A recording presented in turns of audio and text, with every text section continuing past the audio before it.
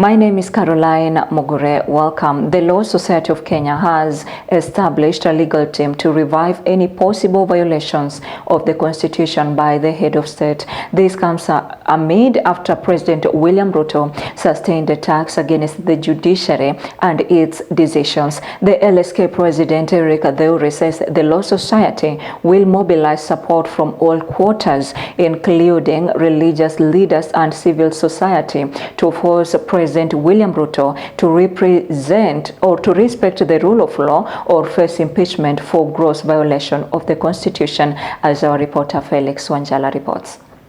The Law Society of Kenya LSK has now moved to establish a legal committee that will help to check on any violation of the Constitution following the attacks on the judicial system by President William Ruto while in Nyandarua County. Allows us to approach the High Court when there is a threat to violation of the Constitution to consider whether the current scenario raises enough threats of violation of the Constitution for us to move to court and seek a declaration that the President has violated the Constitution.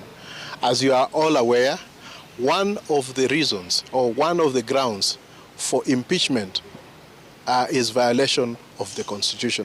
LSK will have an election next month to elect its representatives, and Eric Theuri is among the candidates in the coming elections, has told the President that the judiciary is an independent institution and is no longer under the direction of any person. Died with the old Constitution, and that 14 years down the line we will not allow a rollback to those days when a president was autocratic and carried himself as if he is above the law. This comes amid as President William Ruto continued to make attacks on the judiciary, accusing them of frustrating his government's agenda. Ruto speaking in Olkalau for the inspection of the construction of affordable housing project. Pia kotini, hakuna vile tunaweza kusimamisha mpango kama hii ya housing. Mpango ambayo iko kwenye katiba, mpango ambayo iko kwenye manifesto, mpango ambayo imepitishiwa sheria. Itasimama namna gani ati kwa sababu mtu mmoja ameenda kotini? Kwa ile sites tuko nayo, vijana zaidi ya 1120 tayari wanafanya kazi, wakiwemo vijana 500 wa hapa Olkalau. Alafu mtu anasema nisimamishe hiyo mradi ati kwa sababu ya mambo yake ya kibinafsi. Hawa vijana 1120 nitapeleka wapi?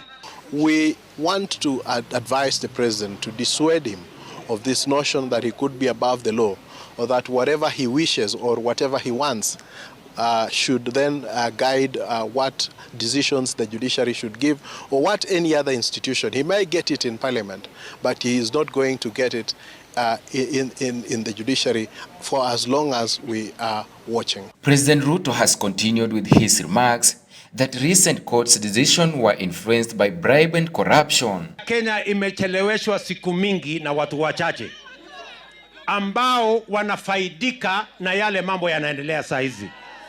Kuna watu hawajawahi kulala njaa siku moja. Kuna mtu ako na kazi, bibi yake ako na kazi, watoto wake wako na kazi.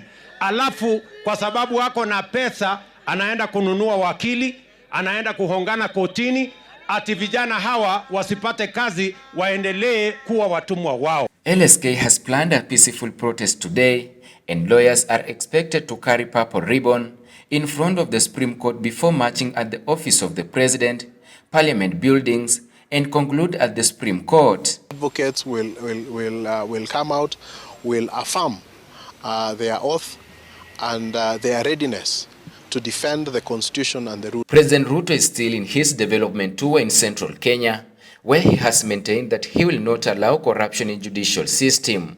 Felix Wanjala, News Outlook, Tandao TV.